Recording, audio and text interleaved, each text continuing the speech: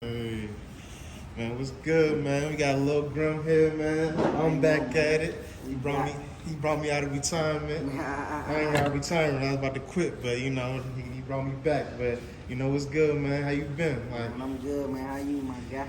Well, I can't complain, man. Assalamu alaikum, man. Alaikum salam. Rahmatullah barakatuh. Man, so well, let's get up before we get into everything. Like, how you been, man? Like, since the last time we spoke. Man, I've been good, man. Bro, I done went through so much, but just like everybody else, the ups and downs of life, Yeah. trials and tribulations, but we still here. It just make you stronger, make you wiser, you know what I'm saying? And, make you, get closer to God. Yeah. But, man, it's been all type of crazy stuff, bro. I just try to keep my head on the swivel, just trying to stay focused. Yeah, and shit, folks already know you've been through a lot. Like, you've been through more than niggas that's 40, 50, 60 years old, you know what I'm saying? Some people live 100 years and ain't go through like a fifth of what you've gone through. So, like, how does that, I guess, impact you every day, just on a day-to-day? Man, for one, the most important thing, it make me thankful, you know what I'm saying? Like, Yeah. It make me real, like, sometimes I be stressing about, other stuff, and I had to really stop and be like, bro, I'm still alive, you know what I'm saying? Like, that's just the main important thing. So I gotta, I just really just be thanking God, just be thankful, like, man, I'm still here. I've been in worse predicaments, you know what I'm saying? There's always to be worse. There's other people that wish, even though they don't know what I got going on, but from the outside looking in, they'll be dying to be in my shoes, you know what I'm saying? There's other people, you know what I'm saying, homeless, no family, they out there in the rain and the cold, so it just keep me humble, just make me thankful for everything, appreciate everything. Just really just remember what I went through, the real dark times. So all the other regular stuff, like, it ain't about nothing, you overcome it. And I seen you real big on your faith. Were you always like this, or did that kind of come after you got shot? Or after you, not like shot, stabbed, like just the whole, everything, exactly. like, I'm gonna break it down. So how it happened, like, I was always kind of, I'm born Muslim, my whole family Muslim. So it started, elementary school, we used to go what is called Sunday school or Arabic school. Yeah, my girl told me about that, that y'all learn Arabic from a young age so y'all can understand the Quran and everything. Exactly. So my whole family, all my cousins, we all used to go there. Rest in peace, boss. That's my cousin, his father, Uncle Shep. He the reason basically my whole family know how to pray. Like, he was the strict one, like, he was so hard on us. We was young, we used to be scared of him, he mean. But as we got older, we understood why, because, you know what I'm saying, it's serious. And if it wasn't him, bro, we wouldn't, majority of my cousins, my family, we wouldn't take Islam serious, we wouldn't be on our deen, we wouldn't know how to pray. So it really started with him, like, you know what I'm saying, he was just hard on us, we had to go every Sunday. And then, as you got older, you know what I'm saying, still then after him, it was my mother. So like when I'm in the house, my mother, my whole life, bro, she always prayed 5 times every day. She fasts on Mondays and Thursdays, so her faith was always strong. So she'd be look like, why you not praying? Why you not, you know what I'm saying? Like for years, bro. And then, so I'm gonna keep it 100, like,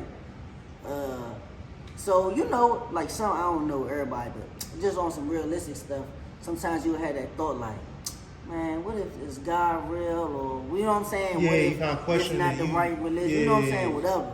But when I got stabbed, like, alright, so it was this girl, she was out there when it happened all the time, my friend. And she Muslim, you know what I'm saying? She was born Muslim, her whole family Muslim. So she was praying for me, saying some du'as, that's what we call prayers, surahs. And basically when I survived, the doctors was telling me, like, man, we don't know, like, we never seen somebody survive these type of injuries, you know what I'm saying? You blessed. Whatever you was out there doing, you need to stop and you need to give your life to God. So that's when I realized, like, I really, like, dang, like, Allah really saved me. So from that was May 31st, 2011. After that year, after that incident, when I got stabbed, that's when it was like, I never questioned God. I never questioned if Islam was the right religion. Like, I knew for sure. Then growing up, it was like, on and off. I say when I stopped, I was always like on some on and off. Like, I be praying, then not. But when I'm like really on your deen, you kind of stick to it, or is like yeah, and I'm on my deen the most when I stop smoking. Cause when I'm smoking, I don't like praying while I'm high. I be feeling guilty. Like, damn, I don't feel right. So basically, this last I stopped smoking December 13th. So that's when, like, it's really been, like, literally since then, bro. I pray all 5 prayers every day. I wake up 5 in the morning, pray. Like, this is the most consistent I've been in my life. So it's like when I'm sober, that's when I'm really, stay on top of it. Yeah, because that's something, because when I got with my wife, like, because she's Sierra Leonean, like, you know, like, everybody know.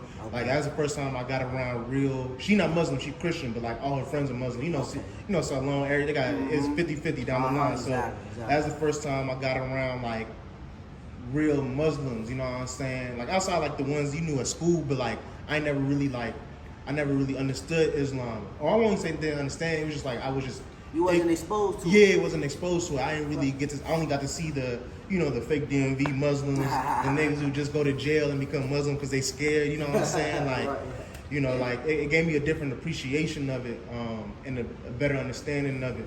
But, like, how do you feel about people like that who just kind of, because I feel like a lot of people kind of play with Islam. I feel like they play with it just as much as they play with Christianity, where, like, people just, it's like a fad of people. People just do it because it's cool, or, like, you know, do it because they in jail and they scared to walk the deck by themselves. Like, how you feel about people like that? Man, so I remember it was 2008.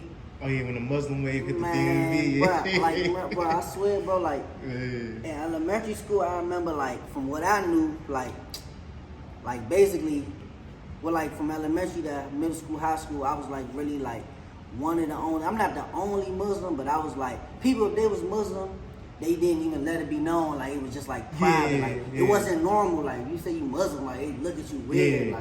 So I remember it was me when I went to Lago. Shout out my brother Hamza. It was me and him. Like, it was other Muslims, but, like, as far as, like, people that was like popular, known, like, me and him, everybody knew, like, this was Muslim. But I swear it was like every day it was just people just coming in. They was wearing the little kufi. It wasn't even the real kufis. Like the beanies that Usher used to wear. They was coming in with them, bro. And I really just watched it. Just like next thing you know, the whole school, the whole Lago, they Assalamu alaikum, and then it just spread at the DMV. So I watched it. So I was just like, I felt some type of way because I'm like, bro, this is really, you know what I'm saying? Like, I really was like this my whole life, and y'all just playing with it, woo. But you know what I'm saying? As a part of my religion, you're not supposed to do that. Like, you ain't better than nobody just because, you know what I'm saying, I was Muslim my whole life. So over time, right, I started to respect. It's people that, like you said, they turn Muslim in jail, but they know more than me. They teaching me stuff, so I start looking like, damn, like, you know what I'm saying? So you can't judge nobody by this cover. So for the ones that's really taking it serious, I salute. And then even for the ones that's not, it's like, you know they wrong, but I mean, if you really want to do it as a Muslim, we not supposed to judge them and bash them, talk down. We supposed to educate them and tell them what they doing wrong, stuff like that. So I mean, I don't really feel no way. I just feel like you don't get into it for the wrong reason because you can't lie to God. You lie to yourself. You know what I'm saying? So I mean, other than that, hey, it's just do it the right way. All right.